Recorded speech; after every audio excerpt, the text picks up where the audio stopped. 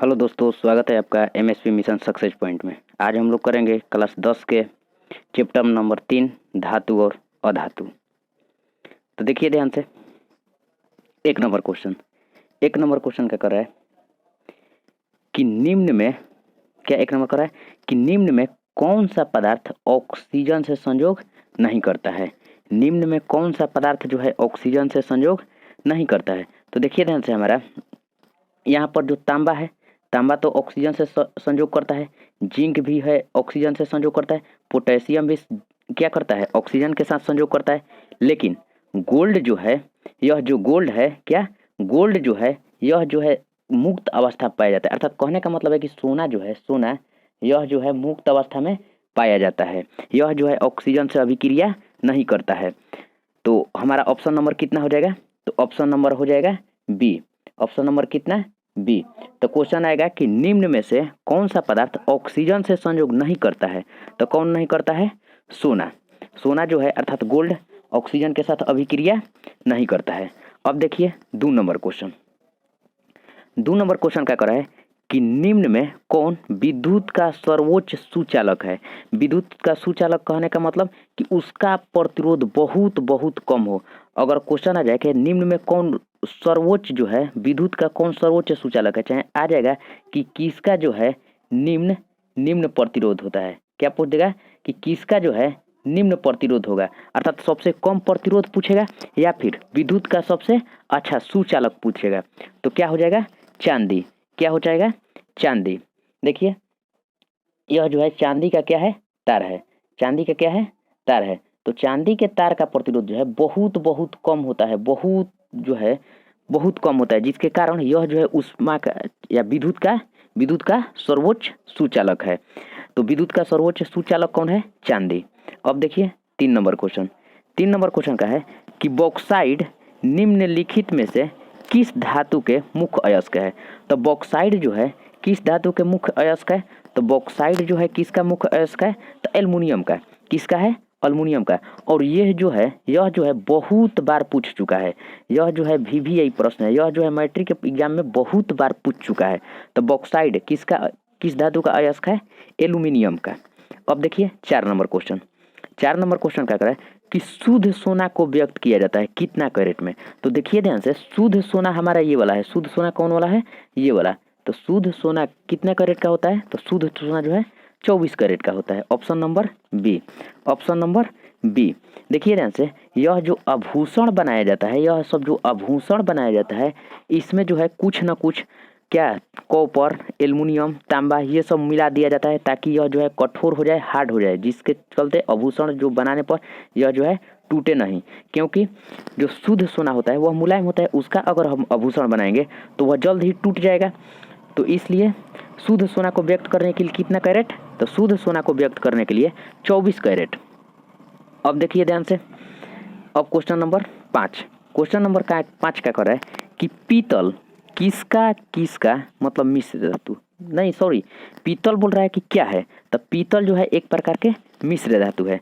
पीतल क्या है, मिश्र धातु है। और पीतल किसका मिश्र धातु है, तो पीतल जो है मिश्र धातु किसका, तो तांबा, किसका, तांबा प्लस में जास्ता। देखिए ध्यान से, ये भी जो है VVI प्रश्न है, यह जो है VVI ऑब्जेक्टिव है, इसको भी बहुत बार पूछ चुका है। तो देखिए ध्यान से, यह हमारा पीतल है। तो इसको याद करने के लिए देखिए ध्यान से, इसको याद करने के लिए हमें एक बात याद करना पड़ेगा, क्या, पिताजी। क्या, पिताजी। देखिए ध्यान से, पिताजी। तो पिताजी में देखिए ध्यान से क्या हो जाएगा, पी से हो जाएगा कौची, पीतल, ता से तांबा, जी से जिंक, अर्थात क्या, जस्ता। तो पीतल किसका मिश्रण है, इसको अगर याद करने के लिए, तो इसको याद करने के लिए क्या करेंगे, याद करेंगे पिताजी। पी से पीतल, ता से तांबा, जी से जिंक अर्थात जस्ता। तो पीतल क्या है, पीतल एक प्रकार के मिश्र धातु है। अब देखिए क्वेश्चन नंबर 6 क्या कर रहा है कि निम्नलिखित में से किसे चाकू से काटा जा सकता है। तो आप लोग तो पढ़े होंगे सोडियम या फिर पोटेशियम, लेकिन एक बात हमेशा ध्यान में रखिएगा कि इस इस वर्ग के जितना भी तत्व है हाइड्रोजन को छोड़कर उस सब को चाकू से काटा जा सकता है। तो ऑप्शन देख लीजिए कि इनमें से कौन है, तो इसमें से ऑप्शन हो जाएगा हमारा लिथियम। अब आप लोग सोच रहे होंगे कि हम तो पोटेशियम याद किए हैं या फिर कैल्शियम याद किए हैं, और वह जो है पोटेशियम और सोडियम याद किए हैं। अब पोटेशियम और सोडियम जो है ऑप्शन में है ही नहीं, तो हमारा क्या क्वेश्चन गलत है? नहीं, इसमें से जो है पहला वर्ग के आवर्त सारणी के पहला वर्ग में हाइड्रोजन को छोड़कर सभी धातुओं को क्या किया जाता है? चाकू से काटा जा सकता है। तो ऑप्शन क्या आएगा? लिथियम आएगा। देखिए ध्यान से ऑप्शन क्या क्या हो जाएगा, तो लिथियम आएगा ऑप्शन में, देखिए ध्यान से लिथियम आएगा तब भी सही है, अगर सोडियम आएगा तब भी मार देंगे, पोटेशियम आएगा तब भी है। यही तीन को जो है जनरली पूछा जाता है, लिथियम, सोडियम, पोटेशियम। अब देखिए कितना नंबर क्वेश्चन, अब देखिए 6 नंबर क्वेश्चन। तो 6 number 7 number question, 7 number question क्या करें कि निम्न में कौन अधातु है? निम्न में कौन अधातु है? तो देखिए ध्यान से कार्बन जो है अधातु है, कार्बन जो है अधातु है। अब हम लोग जानेंगे कैसे कि कार्बन अधातु है। तो देखिए कार्बन के परमाणु संख्या कितना? C6। जब हम लोग इसका इलेक्ट्रॉनिक विन्यास करेंगे तो 2 और 4 होगा। और हम लोग जानते हैं कि जिसका भी बाह्यतम कक्षा में 4, 5, 6, 7 होगा वो क्या होगा? अधातु होगा। वह क्या होगा? अधातु होगा। वैसे तो वास्तव में जो है 4 जिसके बाह्यतम कक्षा में रहता है उसको हम लोग उपधातु में देते हैं, लेकिन यहाँ पर ऑप्शन के अनुसार हमारा क्या हो जाएगा? कार्बन जो है एकदम सही होगा। ऑप्शन के अनुसार हमारा कार्बन जो है एकदम सही होगा। अब देखिए 8 नंबर क्वेश्चन। 8 नंबर क्वेश्चन क्या करा है कि सक्रियता श्रेणी में हाइड्रोजन के ऊपर धातु, देखिए ध्यान से यही जो है हमारा क्या है? सक्रियता श्रेणी है, और यह जो है हाइड्रोजन है, यह जो है हाइड्रोजन है। तो अब क्या कर रहा है कि हाइड्रोजन से जितना भी ऊपर है उस धातु को, देखो ध्यान से ऑप्शन, अम्लों के साथ अभिक्रिया करके हाइड्रोजन आयन बनाते हैं कि अम्लों के साथ अभिक्रिया करके हाइड्रोजन गैस बनाते हैं, साधारण ताप पर जल से अभिक्रिया करते हैं, इनमें से कोई नहीं। तो देखिए ध्यान से हमारा ऑप्शन हमारा क्या हो जाएगा? तो हमारा हो जाएगा आंसर जितना भी हाइड्रोजन से ऊपर का तत्व है वो सब क्या है? अम्लों के साथ अभिक्रिया करके हाइड्रोजन गैस बनाते हैं, अम्लों के साथ अभिक्रिया करके हाइड्रोजन गैस बनाते हैं। तो क्वेश्चन क्या पूछेगा कि सक्रियता श्रेणी में हाइड्रोजन से ऊपर, सक्रियता श्रेणी में किससे ऊपर? हाइड्रोजन से ऊपर। तो सक्रियता श्रेणी में जितना भी हाइड्रोजन से ऊपर है वो सभी अम्लों के साथ अभिक्रिया करके हाइड्रोजन गैस बनाएगा। क्या बनाएगा? हाइड्रोजन गैस बनाएगा। अब देखिए क्वेश्चन नंबर 9। क्वेश्चन नंबर 9 का है कि धातु के ऑक्साइड सामान्यतः होते हैं। तो देखिए ध्यान से धातु के ऑक्साइड सामान्यतः क्षारीय होता है। देखिए ध्यान से 2 क्वेश्चन पूछता है, क्या पूछता है कि धातु के ऑक्साइड, क्या धातु के ऑक्साइड। तो धातु के ऑक्साइड जो होता है, धातु के ऑक्साइड जो होता है कैसा होता है? धातु के ऑक्साइड क्षारीय। कैसा होता है? धातु के ऑक्साइड क्षारीय। और एक क्वेश्चन का है अधातु के ऑक्साइड पूछता है, क्या? अधातु के। तो अधातु के ऑक्साइड, अधातु के ऑक्साइड। तो अधातु के ऑक्साइड जो होता है, अधातु के ऑक्साइड कैसा होता है? तो अधातु के ऑक्साइड जो है, अधातु के ऑक्साइड कैसा होता है? तो अधातु के ऑक्साइड अम्लीय। कैसा होता है? अम्लीय। सॉरी देखिए ध्यान से, अधातु के ऑक्साइड जो होता है कैसा होता है? अधातु के ऑक्साइड कैसा होता है? अम्लीय होता है। कैसा होता है? अम्लीय होता है। तो देखिए ध्यान से क्वेश्चन पूछता है कि धातु के ऑक्साइड, किसका? धातु के ऑक्साइड। तो धातु का ऑक्साइड कहेगा तो क्षारीय, जबकि अधातु के पूछेगा तो अम्लीय। और यह जो है बहुत बार यह जो है पूछ चुका है कि धातु के ऑक्साइड कैसा होता है? तो क्षारीय। अधातु के ऑक्साइड पूछेगा तो अम्लीय, अधातु के ऑक्साइड पूछेगा तो अम्लीय। देखिए ध्यान से यहाँ पर जो है यह जो धातु है, तो धातु के ऑक्साइड क्षारीय, अधातु के ऑक्साइड अम्लीय। अब देखिए 10 नंबर क्वेश्चन। 10 नंबर क्वेश्चन का है कि अयस्क से चुंबकीय अशुद्धि को दूर करने के लिए जो विधि प्रयुक्त की जाती है वह क्या है? हाथ से चुनने विधि नहीं होगा, गुरुत्व पृथ्वीकरण विधि यह भी नहीं होगा, फेन उत्प्लावन विधि नहीं होगा। देखिए ध्यान से जब हम यहाँ पर चुंबक से जब चुंबकीय अशुद्धि को दूर करते हैं चुंबकीय से, तब यह क्या हो जाएगा? चुंबकीय पृथ्वीकरण विधि। यह क्या हो जाएगा? चुंबकीय पृथ्वीकरण विधि। देख लीजिए थोड़ा सा विधि समझ लीजिए कि इसमें जो है मान लीजिए कि हमारा कोई चुंबकीय जो अयस्क है और उसके साथ कोई अशुद्धि फेंटा गया, तो हम लोग यहाँ पर स्कीप में डालेंगे और इस नाली के सहायता से होते हुए यहाँ पर आएगा, और यह जो है हमारा बड़ा वाला चक्का, यह जो है क्या है, यह चुंबक है। यह क्या है, चुंबक है। जैसे ही यह इसके साथ गुजरेगा तो जो अचुंबकीय होगा वह क्या होगा, अचुंबकीय जो पदार्थ होता है वह इस डब्बे में गिर जाएगा, जबकि जो चुंबकीय होगा वह तो चुंबक के साथ सटना चाहेगा और सट के इसके सटे सटे मतलब यहाँ से एकदम आएगा और इस बाल्टी में क्या होगा, गिर जाएगा। तो चुंबकीय पदार्थ जो है इसमें गिरेगा और अचुंबकीय इसमें गिर जाएगा। तो चुंबकीय अशुद्धि को दूर करने के लिए जो विधि प्रयुक्त किया जाता है उसे क्या कहेंगे, चुंबकीय पृथक्करण विधि। क्या कहेंगे, चुंबकीय पृथक्करण विधि। अब देखिए 11 नंबर क्वेश्चन। 11 नंबर क्वेश्चन का है कि सल्फाइड अयस्क का सांद्रण किया जाता है। यह भी जो है बहुत बार पूछा हुआ है कि सल्फाइड अयस्कों का सांद्रण किया जाता है किससे, तो सल्फाइड अयस्क को जो है फेन उत्प्लावन विधि द्वारा, किस विधि द्वारा, फेन उत्प्लावन विधि द्वारा। देखिए ध्यान से, जितना भी सल्फाइड अयस्क है इसको क्या करते हैं कि जल या फिर तेल में क्या करते हैं, इसको तेजी से क्या करते हैं, इसमें डालकर अब बहुत तेजी से क्या करते हैं, हिला देते हैं ताकि झाग के रूप में बन जाए। और यह जो है सल्फाइड जो है यह झाग के रूप में ऊपर हो जाता है, जबकि अशुद्धि जो है अशुद्धि कहाँ पर बैठ जाता है, अशुद्धि जो है नीचे की ओर बैठ जाता है। अशुद्धि कहाँ पर बैठ जाता है, नीचे की ओर। तो सल्फाइड अयस्क के सांद्रण किया जाता है किस विधि द्वारा, तो फेन उत्प्लावन विधि द्वारा। किस विधि द्वारा, फेन उत्प्लावन विधि द्वारा। अब देखिए 12 नंबर क्वेश्चन। 12 नंबर क्वेश्चन का है कि किस अधातु का, 12 नंबर का कह रहा है कि किसी अधातु के परमाणु के बाह्यतम सेलों में इलेक्ट्रॉनों की संख्या।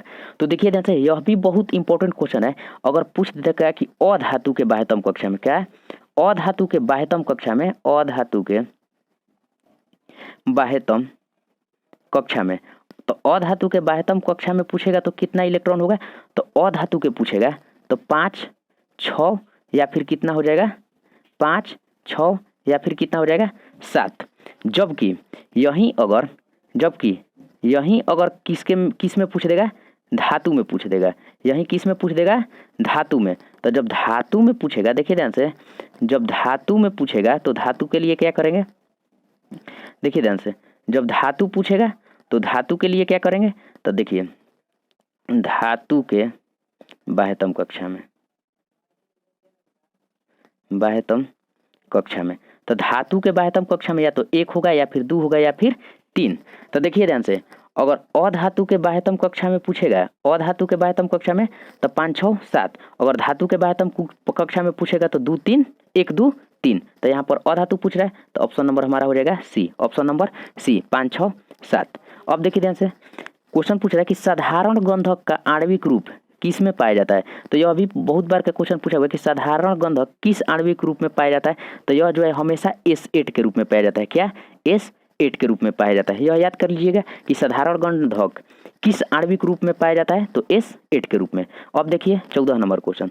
14 नंबर क्वेश्चन क्या करे कि फास्फोरस का आणविक सूत्र होता है। तो फास्फोरस का आणविक सूत्र जो होता है P4 होता है। कितना होता है, P4 होता है। तो फास्फोरस का आणविक सूत्र कितना होता है, P4 होता है। अब देखिए 15 नंबर क्वेश्चन। 15 नंबर क्वेश्चन क्या करे कि कौन सा अधातु कमरे के ताप पर द्रव अवस्था में रहता है। तो यह जो है ब्रोमीन हो जाएगा। अगर अधातु पूछेगा तब हमारा ब्रोमीन हो जाएगा। यहीं गलती से अगर अधातु की जगह पर धातु पूछ देता है तब क्या हो जाता है, पारा। लेकिन क्या पूछा है क्वेश्चन क्या पूछा है, क्वेश्चन पूछा है कि कौन सा अधातु।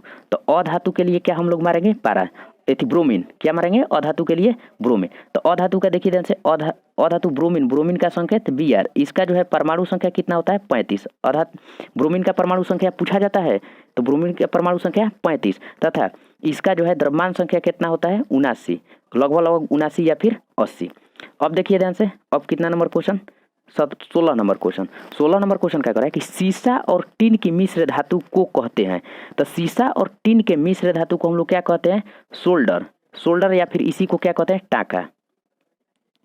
क्या, टांका। तो सीसा और टिन के मिश्रण को क्या कहते हैं हम लोग, सोल्डर। देखिए ध्यान से, यही जो है सोल्डर का तार है, यही क्या है, सोल्डर का तार है। यह देखिए ध्यान से, इसको हम लोग गर्म करते हैं और इसको यहाँ पर ला के यहाँ पर चिपका देते हैं, जिससे कि क्या हो जाता है, सोल्डिंग हो जाता है। देहात में हम लोग क्या बोलते हैं, सोल्डिंग। तो सोल्डर जो है किसका मिश्रण होता है, सीसा और टिन का, सीसा और टिन का। अब देखिए क्वेश्चन नंबर 17। क्वेश्चन नंबर 17 का है कि निम्न में से कौन अति ज्वलनशील है। निम्न में से कौन अति ज्वलनशील है। तो ऑप्शन नंबर हमारा हो जाएगा बी, श्वेत फास्फोरस जो है अति ज्वलनशील होता है। कौन, श्वेत फास्फोरस। देखिए ना, ऑप्शन में लाल फास्फोरस रहेगा और श्वेत फास्फोरस।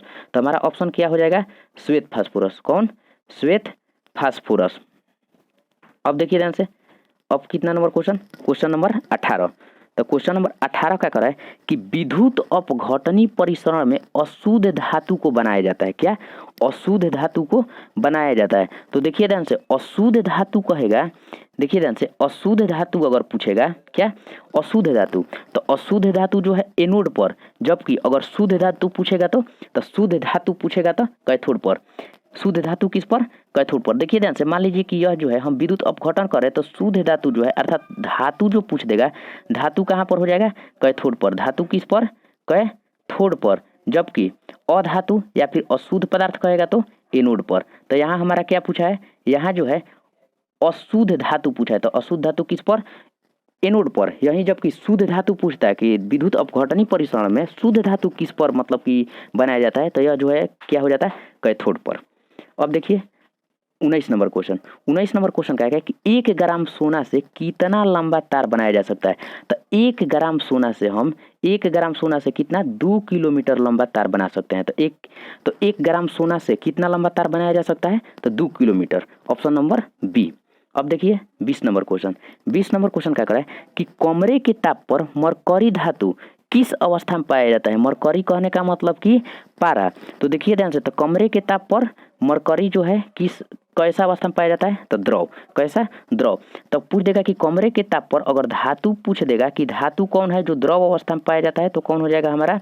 पारा। क्या हो जाएगा? पारा या फिर मरकरी। यहीं अगर अधातु पूछ देगा कि कमरे के ताप पर कौन द्रव अवस्था में रहता है, तो कौन हो जाएगा?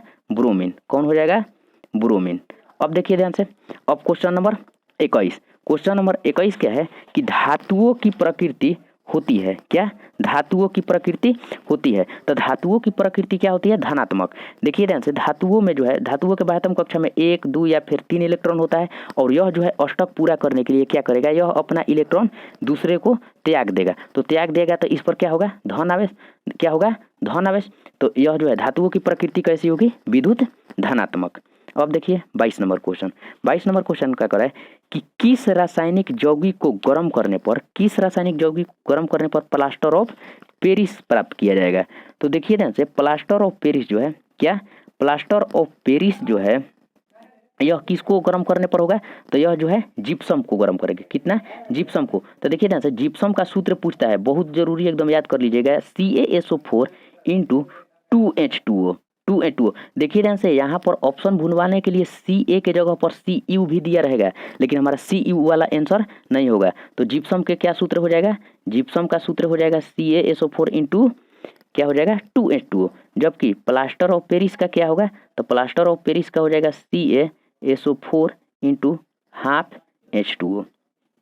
क्या होगा? CaSO4 × ½ H2O। और देखिए ध्यान से, जिप्सम को जब हम 1000 से, जिप्सम को जब हम 1000 डिग्री सेल्सियस से 19000 डिग्री सेल्सियस तक गर्म करते हैं, तो हमारा क्या प्राप्त होता है? तो हमारा प्लास्टर ऑफ पेरिस प्राप्त होता है। क्या होता है कि जिप्सम को जब हम 1000 डिग्री सेल्सियस से 1900 डिग्री सेल्सियस तक गर्म करते हैं, तब हमारा क्या प्राप्त होता है? तब हमारा प्राप्त होता है प्लास्टर ऑफ पेरिस। तो सूत्र याद कर लीजिएगा, प्लास्टर ऑफ पेरिस का सूत्र CaSO4 × ½ H2O, जबकि जिप्सम का सूत्र CaSO4 × 2H2O होता है। अब देखिए ध्यान से 23 नंबर क्वेश्चन। 23 नंबर क्वेश्चन क्या कर रहा है कि एक्वा रेजिया, क्या? एक्वा रेजिया अर्थात रोयल जल किस अनुपात में सांद्र हाइड्रोक्लोरिक अम्ल अर्थात HCl और नाइट्रिक अम्ल जो है किस अनुपात में मिलता है? तो देखिए ध्यान से, तो यह जो है किस अनुपात मिलता है? 3:1 में। 3:1 में अगर पूछ देगा कि सांद्र हाइड्रोक्लोरिक अम्ल और नाइट्रिक अम्ल, क्या? नाइट्रिक अम्ल। तो देखिए ध्यान से, HCl अनुपात HNO3। तो यह जो है, यह दोनों किस अनुपात में मिलकर बनता है? 3:1। किस अनुपात में? 3:1 के अनुपात में। अब देखिए ध्यान से, question number 24। Question number 24। Question number 24 क्या कर रहा है कि धातु के पतले तार के रूप में खींचने की क्षमता को क्या कहते हैं? तो धातु के पतले तार के रूप में खींचने की प्रकृति को क्या कहते हैं? तन्यता। क्या कहते हैं? तन्यता। देख लीजिए यहाँ पर ध्यान से, अगर क्वेश्चन देख लीजिए, आघात वर्धनीय किसे कहते हैं? तो जिसे पीट कर चादर के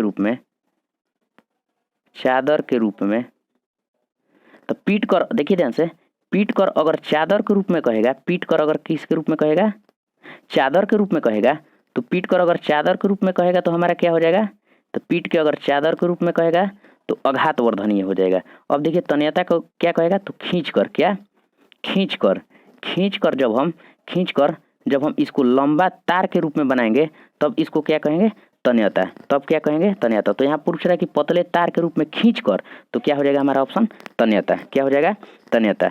अब देखिए 25 नंबर क्वेश्चन। 25 नंबर क्वेश्चन क्या कर रहा है कि इनमें से कौन अधातु होते हुए भी चमकीला होता है।